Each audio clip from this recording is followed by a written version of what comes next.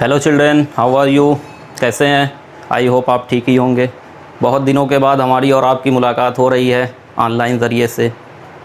आपकी जो केमिस्ट्री का मामला था वो काफ़ी दिनों से रुका हुआ था, जो 9th का पोर्शन था वो काफ़ी दिनों से रुका हुआ था। मैंने इससे पहले आप लोगों को बहुत सारी नोट्स प्रोवाइड कराई थी। आई होप आपने बहुत अच्छे से स्टडी किया होगा, लेकिन अगर आपने नहीं भी किया होगा तो फिर डोंट वरी। अब अगर आप लेक्चर अच्छे से देख लेते हैं तो आपको सारा कॉन्सेप्ट जो है ईजिली क्लियर हो जाएगा और फिर आपको परेशानी नहीं आएगी। ठीक है, तो एक बार फुल्ली कंसंट्रेशन के साथ इस वीडियो को देखिए। आइए स्टार्ट किया जाए। सबसे पहले केमिस्ट्री के पार्ट 9 में जब तीसरे चैप्टर पे हम पहुंचते हैं तो वहाँ पे हमारा जो सामना होता है वो एटम्स और मॉलिक्यूल्स, जिन्हें हम हिंदी में परमाणु और अणु के नाम से जानते हैं। ये जो आप एक डिज़ाइन देख पा रहे होंगे, ये एक्चुअली कोई डिज़ाइन नहीं है, ये आपकी अंडरस्टैंडिंग के लिए मैंने कुछ बनाया है। सबसे पहले एटम, ठीक है। एटम का जो अध्ययन हमारे हिंदुस्तान में जो हुआ था कि हमारे जो इंडियन फ़िलॉसफी के पहले इंडियन फ़िलॉसफी के जो लोग थे उन्होंने स्टडी करना इस पे स्टार्ट किया। उसमें सबसे पहला नाम आता है कि फ़िलॉसफ़र कनद का नाम, जिन्होंने एक पदार्थ लिया। अब चूंकि ये पदार्थ क्या है, सेकंड चैप्टर में मैंने आपको बहुत अच्छे से पढ़ा दिया था कि पदार्थ उस चीज़ को कहते हैं जिसमें कुछ द्रव्यमान होता है और जो वजन जो कुछ जगह एक्वायर करता है, मीन्स जो कुछ एरिया को कवर करेगा और जिसमें कुछ वजन होगी, उसे हम पदार्थ कहते हैं। ठीक है, हमारी आंखों के सामने जितनी भी सारी चीज़ें हैं जिनको हम देख पा रहे हैं ये मैटर है, ये सब पदार्थ हैं। ठीक है, ये जब आपको मैंने पहले पढ़ाया था चैप्टर सेकंड में तो ये सारी चीज़ों को बहुत अच्छे से मैंने एक्सप्लेन किया था, फिर भी इसको थोड़ा सा इस पर रोशनी डाल दी जाए। ठीक है, जिस चीज़ को हम देख सकते हैं, टच कर सकते हैं, जनरली हम उसको मैटर कहते हैं। जैसे ऑनेस्टी, ईमानदारी, ईमानदारी को क्या हम देख सकते हैं, टच कर सकते हैं, इसमें कुछ वजन होता है? नहीं, तो ये मैटर नहीं है। ठीक है, इसी तरीके से ये जो मेरे हाथ में मार्कर है ये एक मैटर है, ये पदार्थ है। क्यों पदार्थ है? क्योंकि ये कुछ ना कुछ जगह को ज़रूर घेरेगा। ठीक है, अगर इसको ज़मीन पे रख दिया जाए तो थोड़ा सा एरिया ये कवर करता है, फिर जब हम इसको वेट करते हैं तो इसका कुछ ना कुछ वजन आता है, कुछ ना कुछ द्रव्यमान होता है, तो इससे हमें क्लियर है कि ये पदार्थ है। ठीक, पदार्थ में अब कोई डाउट नहीं है। ठीक है, तो अब सवाल ये होता था कि ये जो पदार्थ है ये आखिर किस चीज़ से बना है, किस चीज़ से बना है? तो इंडियन फिलॉसफी जो सबसे पहले हमारे पास नाम आया था कनद। ठीक है, कनद ने जब सबसे पहले इस पे स्टडी किया था तो उन्होंने देखा कि अगर किसी भी पदार्थ को हम तोड़ते जाएं, ब्रेक करते जाएं, छोटा करते जाएं, यहाँ पे पहले मैंने बड़ी कंडीशन में लिया था, इसकी साइज जो है थोड़ा सा बड़ी है, फिर आप देख रहे हैं ये डिक्रीजिंग आर्डर में है, लगातार ये घटती जा रही है।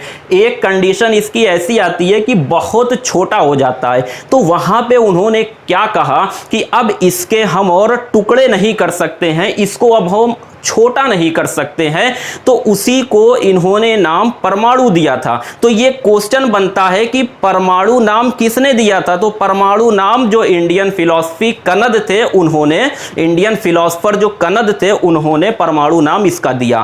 ठीक, अंडरस्टैंड, कोई प्रॉब्लम नहीं यहां तक। फिर आगे चलते हैं। ठीक है, ये हमारे हिंदुस्तान तक तो ही सीमित रहा नहीं, पूरी दुनिया में इन्होंने स्टडी किया है, सारे लोगों ने स्टडी किया। ठीक है, जब इस वर्ड्स को पहुंचते पहुंचते डाल्टन के पास पहुंचा, जब डाल्टन ने देखा तो उन्होंने जब अपनी डिक्शनरी में इसको फाइंड आउट करने की कोशिश की कि वो कौन सी चीज़ है जिसको छोटा से छोटा कर दें, एक कंडीशन में और आती है कि उसको तोड़ा ना जा सके, उसे क्या कहते हैं। जब उन्होंने अपनी डिक्शनरी में इस चीज़ को देखा तो उन्होंने पाया उनकी डिक्शनरी में उसका नाम एटम लिखा हुआ था कि एटम मीन्स वो होता है कि जिसके और टुकड़े ना किए जा सकते हो। तो इसलिए जॉन डाल्टन ने कहा कि परमाणु वो है जिसके टुकड़े नहीं किए जा सकते हैं और जॉन डाल्टन ने उसका नाम एटम रखा। तो एटम भी क्लियर हो गया। एटम किसने नाम दिया? जॉन डाल्टन ने। परमाणु किसने नाम दिया? फिलॉसफर कनद ने। ठीक है, यहां तक कोई डाउट नहीं। ठीक है, ये जो परमाणु किसी पदार्थ का वो सूक्ष्मतम कण है, आप क्लास 6 से रटते चले आ रहे हैं कि परमाणु वो सूक्ष्मतम कण है जो किसी रासायनिक अभिक्रिया में भाग लेता है परंतु स्वतंत्र अवस्था में नहीं रह सकता है। यही तो आप रटते चले आए हैं, लेकिन आप ये चीज समझ नहीं पा रहे थे। अब यहां पे आपका कॉन्सेप्ट क्लियर होगा कि ये आखिर परमाणु है क्यों और इसको तोड़ा क्यों नहीं जा सकता है। किसी रासायनिक अभिक्रिया में अगर ये भाग लेता है, पार्टिसिपेट्स करता है, तो क्यों करता है, इसकी क्या क्वालिटी है, क्या वजह है कि यही पार्टिसिपेट करता है और रासायनिक अभिक्रिया में पदार्थ का कोई हिस्सा पार्टिसिपेट नहीं करता है। वो चीज आपकी यहां पे क्लियर हो जाने वाली है अभी विद इन सम टाइम। ठीक है, बात समझ में आपकी अच्छे से आ रही है। ठीक है, तो परमाणु की परिभाषा आपने पहले से याद किया था। ठीक है, परमाणु आपको पता चल गया कि परमाणु वो सूक्ष्मतम कण है जो किसी रासायनिक अभिक्रिया में भाग लेता है परंतु स्वतंत्र अवस्था में नहीं रह सकता है। जब दो या दो से ज्यादा परमाणु आपस में मिलते हैं तो अणु का निर्माण होता है। तो किस चीज का निर्माण होता है, अणु का निर्माण। ठीक है, अगर आपको कहीं से भी जरा सी प्रॉब्लम हो रही होगी तो वीडियो को पॉज करके बैक में जा करके आप रिवर्स करके फिर से सुन लीजिएगा। ठीक है, every topic and every point must be clear at the time of study. Okay, बात समझ में आ रही है, कोई प्रॉब्लम आपको होने वाली नहीं है। ठीक है, कह देते हैं।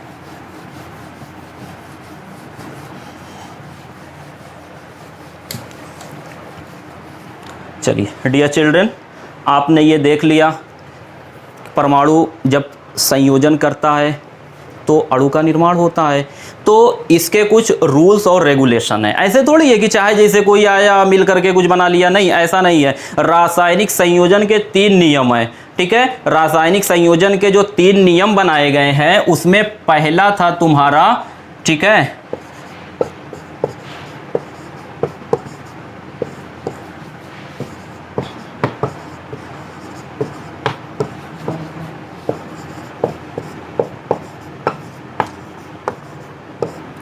द्रव्यमान संरक्षण का नियम। ये पहला नियम द्रव्यमान संरक्षण का नियम है। दूसरा नियम जो तुम्हारे पास आया था वो स्थिर अनुपात का नियम।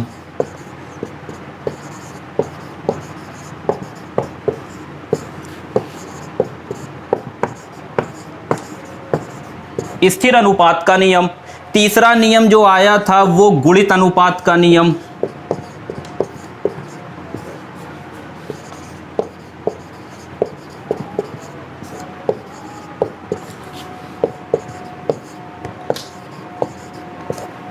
क्लियर दिख रहा है ना? अगर कहीं से प्रॉब्लम होगी तो फिर आप कमेंट बॉक्स में जा करके बताइएगा कि सर थोड़ा सा बड़ा लिखिए या डार्क लिखिए वगैरह, जो भी प्रॉब्लम होगी वो शेयर करिएगा। ठीक है, तभी वो आपकी प्रॉब्लम का समाधान हो सकेगा। ठीक है, चलिए पहला जो आपका है द्रव्यमान संरक्षण का नियम, ये आपको यहां पे पढ़ना है। स्थिर अनुपात का नियम ये भी आपको पढ़ना है, बट गुणित अनुपात का नियम ये क्लास 9th में आपको नहीं पढ़ना है। ठीक है, यहां मैंने आपको एक बार बता दिया कि हाँ ये भी कोई रूल होता है, बस आप जान लीजिए, नाम से वाकिफ रहिए कि जब भी कब आएगा तो फिर आप उसको फेस करिएगा। यहां पे आपको इसको बिल्कुल नहीं पढ़ना है। ठीक है, सबसे पहले जो आपको पढ़ना है द्रव्यमान संरक्षण का नियम। ठीक है, आइए द्रव्यमान संरक्षण का नियम हेडिंग डाला जाए। ठीक है, इसको अगर आप लिखना चाहते हैं स्क्रीनशॉट लेके लिख सकते हैं।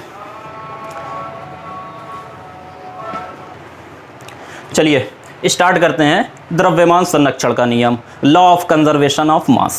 ठीक है, थोड़ी बहुत इंग्लिश आपको जानना चाहिए ना, क्योंकि मैंने पहले भी बताया था कि जब आप सारे टॉपिक की इंग्लिश थोड़ा सा पढ़े रहेंगे तो आपको आसानी होगी। भाई आप सिलेक्शन लेने जा रहे हैं ना, सिलेक्शन लेने के बाद आपको सब इंग्लिश में ही पढ़ना है, तो आपको चाहिए कि हर टॉपिक की इंग्लिश आप पढ़ते रहिए। ठीक है, चलिए law of conservation of mass. यहां आपको देखना यह है कि 18th सेंचुरी में, 18वीं शताब्दी में एक लैवाजियर नाम के केमिस्ट थे, साइंटिस्ट थे।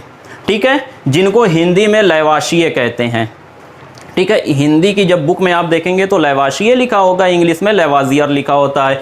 18th सेंचुरी में, 18th सेंचुरी मीन्स 17 समथिंग, ठीक है, 1700 कुछ में रहा होगा। बहुत सारे लोग ना सेंचुरी में भी कंफ्यूज होते हैं। ठीक है, सेंचुरी जैसे ये कौन सी सेंचुरी चल रही है, कमेंट में आप बताइएगा। बहुत सारे लोग कहेंगे सर 20वीं चल रही है, बहुत सारे कहेंगे सर 21वीं चल रही है, बताइएगा, देखा जाएगा।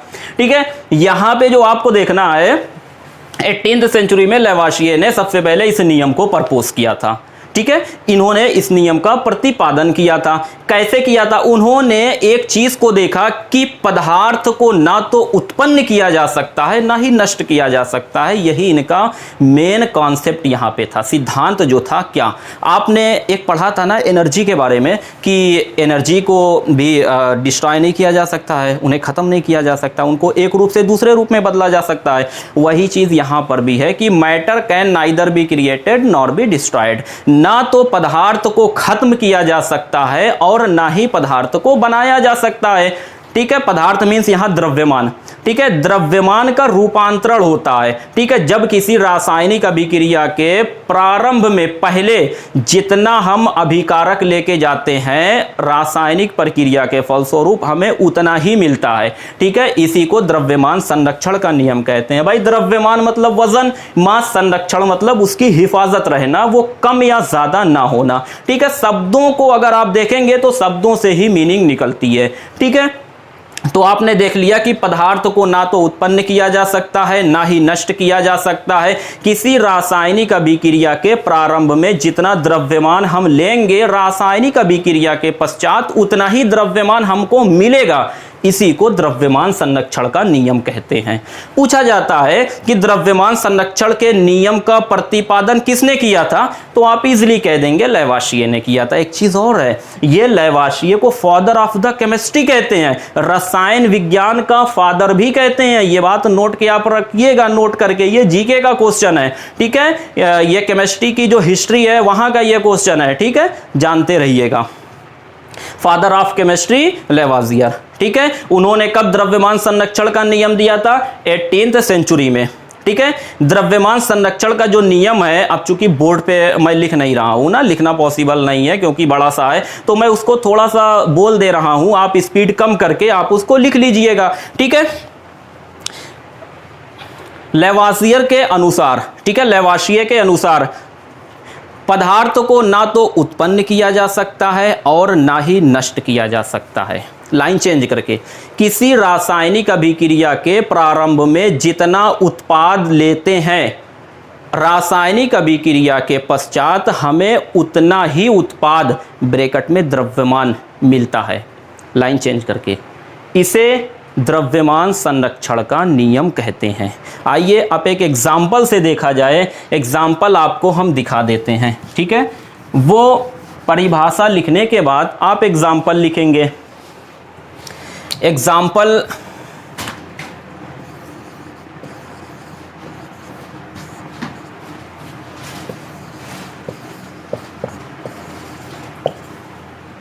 ठीक है, ये एक एग्जाम्पल है। यहां पे आप देख पा रहे होंगे कैल्शियम कार्बोनेट। ठीक है, इसको कैल्शियम कार्बोनेट कहते हैं। ये डिकम्पोज हुआ, टूट गया, इसका विघटन हुआ, विघटन होने के बाद कैल्शियम ऑक्साइड मिला और कार्बन डाइऑक्साइड मिला। आइए द्रव्यमान की बात करते हैं। द्रव्यमान की जब हम बात करते हैं तो कैल्शियम यहाँ पे कितना है? बस एक। ठीक है, कैल्शियम का एक ही परमाणु है। क्लियर, कैल्शियम का एक परमाणु है, यहाँ भी कैल्शियम का एक परमाणु है। जितना हमने लिया था उतना ही मिला है। कार्बन हमारे पास एक है, यहाँ पर भी कार्बन हमारे पास एक ही है। जितना कार्बन हमने लिया था उतना ही कार्बन हमको मिला है। ऑक्सीजन हमारे पास 3 है यहाँ पे, और यहाँ पे हमारे पास 2 ऑक्सीजन है और यहाँ पे 1 ऑक्सीजन है। तो कुल मिलाकर के 3 ऑक्सीजन हमारे पास यहाँ पर भी हो जाता है। ठीक है, बात समझ में आ रही है? इसको आप नोट करिए। चलिए अब देखा जाए, ये तो वैसे हमने देख कर जान लिया ना कि कितने अणु किसके हैं, कितने एलिमेंट हैं। ठीक है, आइए इसके द्रव्यमान की बात कर लेते हैं। द्रव्यमान निकालना आपको आता ही है। ठीक है, जिसको द्रव्यमान निकालना नहीं आता है, इसके बाद अगले वीडियो में हम द्रव्यमान कैलकुलेट करना आपको बताएंगे। ठीक है, यहाँ पे हम बता दे रहे हैं, जिसकी समझ में आ जा रहा है अच्छी बात है, अदरवाइज आने वाला टॉपिक जो है आपका उसमें इंक्लूड होगा। ठीक है, कैल्शियम। ठीक है, कैल्शियम, कैल्शियम का आपका जो द्रव्यमान होता है 40, कैल्शियम 40 होता है। कार्बन आपका होता है 12, कार्बन का 12 होता है। ऑक्सीजन का 16 होता है, लेकिन यहाँ ऑक्सीजन जो है 3 है। देख रहे हैं ना 3 परमाणु है, ये नंबर सिर्फ इसका है, तो इसलिए यहाँ पे 16 गुणे 3 हम कर देंगे और जब इन सबको हम जोड़ करके लाएंगे तो 100 आ जाएगा। ठीक है, 16 3 48 और 12 + 40 करेंगे 100 आ जाएगा। ठीक है, आइए कैल्शियम ऑक्साइड की बात करते हैं। ये तुम्हारा हो गया 40 और ऑक्सीजन हो गया 16, कुल मिलाकर के ये हो गया 56 ग्राम। ठीक है, 56 ग्राम हो गया। कार्बन डाइऑक्साइड निकालते हैं 12 और प्लस यहाँ पे ऑक्सीजन 2 है ना, तो 16 गुणे 2 हो जाएगा। ठीक है, और जब इसको हम कैलकुलेट करेंगे तो आएगा 44 ग्राम। आइए इनको ऐड कर लिया जाए। जब हम इनको ऐड करते हैं तो ये आता है 100 ग्राम। आपने क्या देखा, हमने 100 ग्राम कैल्शियम कार्बोनेट लिया था और 100 ग्राम हमें उत्पाद मिला है। ठीक है, उत्पाद में 2 लोग शामिल है ना, तो यहाँ पे पूरे की बात होगी। ठीक है, पूरे, इस पूरे को अभिकारक कहते हैं, इस पूरे को उत्पाद कहते हैं। यानी ये जो तीर है, ये जो एरो है, इसके पहले वाले को अभिकारक कहते हैं, इसके बाद वाले को उत्पाद कहते हैं। अभिकारक का द्रव्यमान हमने इस तरीके से निकाल लिया 100 ग्राम और उत्पाद का टोटल द्रव्यमान 100 ग्राम। यहाँ आप देख पा रहे हैं कि 100 बराबर 100, 100 इक्वल्स 100, तो यहाँ पे द्रव्यमान संरक्षण का नियम फॉलो हो गया। ठीक है, बात समझ में आ रही है। इस तरीके से आपको दिखाना होगा, लेकिन जब आप वो सब्जेक्टिव लिख रहे होंगे तब आपको ऐसे करके दिखाना होगा ना। यहाँ पे अब आपको ऐसे करके दिखाना नहीं है, ये आपकी अंडरस्टैंडिंग के लिए है। इस पे न्यूमेरिकल्स आएंगे। ठीक है, जो न्यूमेरिकल्स आएंगे वहाँ पे आपको करना होगा। ठीक है, चलिए इसके बाद हम जो है, अगर आप स्क्रीनशॉट इसका लेना चाहते हैं ले लीजिए, फिर हम एक न्यूमेरिकल आपको देते हैं।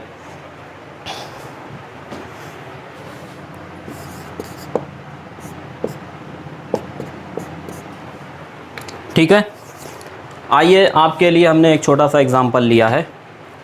एक रासायनिक अभिक्रिया थी, पूरा अब जो है संपूर्ण एक क्वेश्चन था, मैंने उसको जो है जो गिवन था वो मैंने नोट कर दिया है। किसी रासायनिक अभिक्रिया में सुनिएगा, गौर से सुनिए।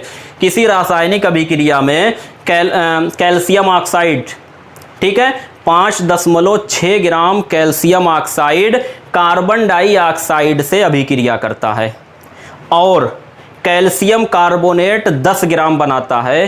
तो ये बताइए कार्बन डाइऑक्साइड का द्रव्यमान कितना था। ठीक है, ये आपको न्यूमेरिकल लगाना है। ऐसे ही क्वेश्चन एग्जाम में आते हैं, आपसे क्वेश्चन जो है दे देंगे, फिर आपको आंसर लाना होगा। कैसे आप लाएंगे, आपको ये नहीं बताया गया है कि कौन सा फार्मूला लगेगा। ठीक है, आपको यहाँ देखना होगा। ठीक है, रिएक्शन जब आपकी नज़रों से कई बार गुजरा होगा तो आप पहचान जाएंगे कि हाँ ये कौन से नियम पर आधारित है। तो यहाँ पे आपको द्रव्यमान संरक्षण का नियम लगाना है, क्योंकि आपने अभी पढ़ा है, आपको मालूम है उसी नियम से लगेगा। लेकिन वहाँ पे कैसे आप पहचानेंगे, तो ज़्यादा से ज़्यादा जब आप प्रैक्टिस किए रहेंगे तो आपको मालूम हो जाएगा। ठीक है, इस रासायनिक अभिक्रिया को अगर आप लिख सकते हैं तो पहले लिखिए।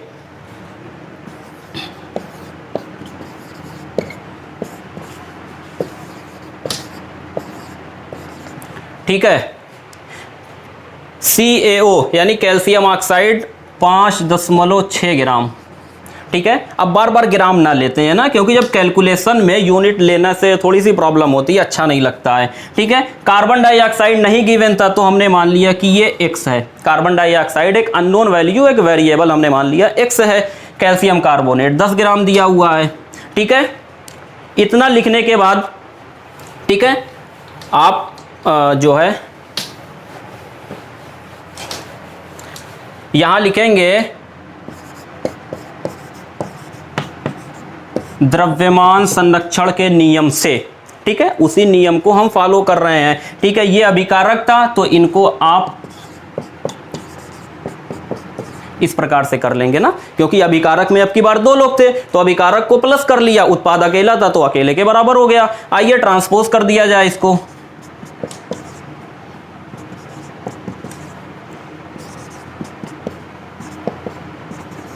क्यों, x जो आ गया कितना 4.4 ग्राम, मतलब कार्बन डाइऑक्साइड जो है 4.4 ग्राम आ गया। ठीक है। अभी आप कह सकते हैं कि सर इसके पहले कार्बन डाइऑक्साइड 44 ग्राम आया था, तो बेशक आ सकता है। वहां पे वो उसका मोलर मास था, क्या था, मोलर मास। वहां पे मोलर मास चेंज नहीं होता है, लेकिन यहां पे द्रव्यमान आपको दिया गया था, ठीक है। जरूरी थोड़ी है कि हर बार द्रव्यमान आप उतना ही लेके चलेंगे। जब द्रव्यमान क्वेश्चन में नहीं दिया होता है तब आप उसका मोलर मास लेते हैं। मोलर मास का मतलब जो मोलर द्रव्यमान होता है, यानी उनके परमाणु भारों को जोड़ने पे जो मिलता है उसको हम मोलर द्रव्यमान कहते हैं, ठीक है। तो इस तरीके से जब हमने कैलकुलेट किया तो x बराबर 4.4 ग्राम, अर्थात कार्बन डाइऑक्साइड 4.4 ग्राम उस अभिक्रिया में रही है। ओके, बहुत अच्छे से सारी चीजें समझ में आपको आ गई होगी। थैंक्स, बाय बाय, चलते हैं, फिर मुलाकात होगी।